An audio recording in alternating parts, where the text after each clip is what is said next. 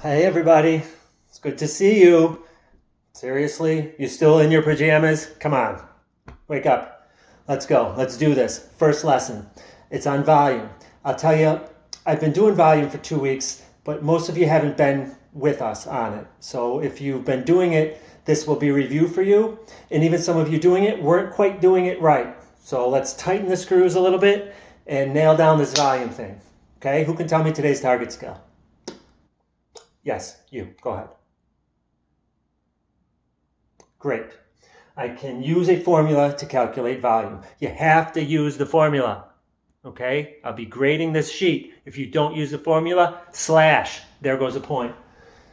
Okay, old sock for my eraser and volume. Okay? When we're talking about volume, we're talking about three-dimensional figures. Okay? And now I just happen to be able to draw three-dimensional figures. So this would represent a two-dimensional figure, okay? Because it's made of squares, 2 dimensions, length and width.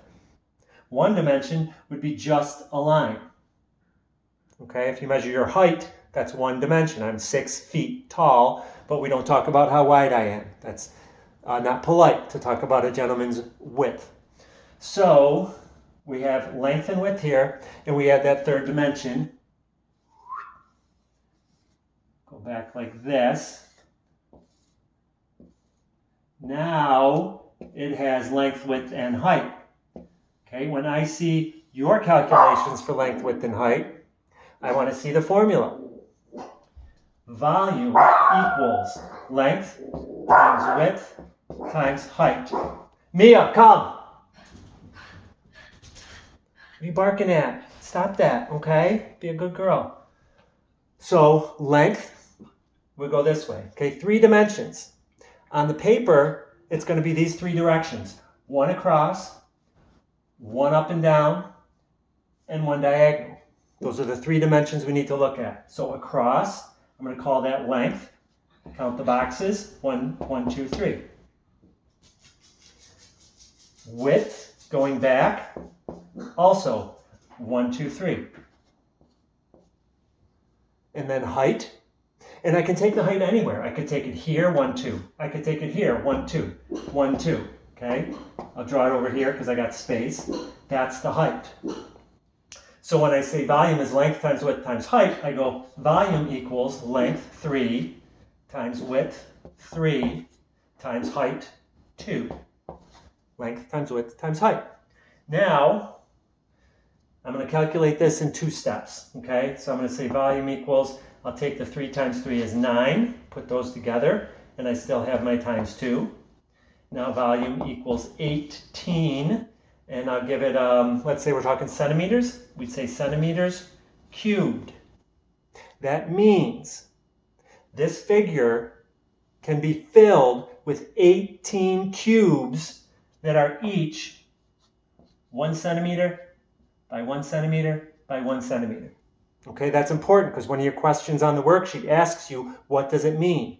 Volume means you can fill the shape with cubes. Let's see who gets that question right when you do the worksheet. Okay? Now, sometimes I don't show you the object. You can't count the cubes. Okay? I might just say to you, okay, let's see. Rama got a box.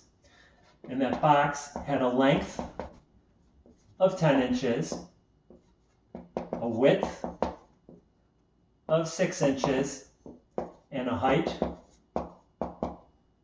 of 12 inches. Let's get big. Okay? So again, nothing changes in the formula.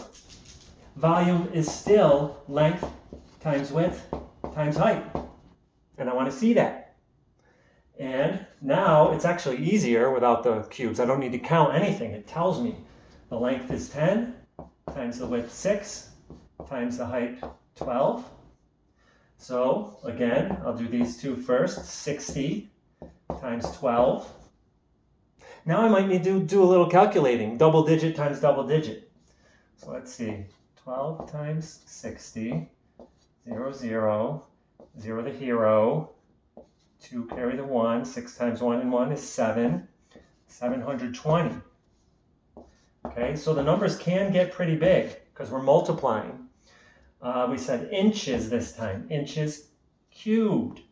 Again, meaning if we took this box 10 inches by 6 inches by 12 inches, it would actually be filled with 720 little 1-inch cubes all across.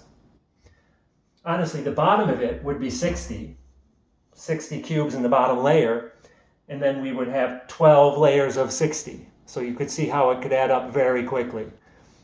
All right, so you're going to try this first worksheet. I want to see the formula. Volume is length times width times height. Now, how you're going to respond this to me, we're going to have to work on this week. I think for most of you, drawing it on a separate piece of paper and send me a little picture of it would be the best. If the only thing you can do is circle the answers and send it to me, we'll deal with that this week. And I may call you and talk about other ways where I can see your work. Because I know I'm an annoying math teacher who wants to see your work because I want to make sure you're doing things right. Okay? Because I'm trying to do my job. All right. It's great to see you guys. Keep up this week. Get all this work done. And, stay healthy. Keep doing your social distancing. Hopefully we'll see each other again sooner than later. All right, good luck.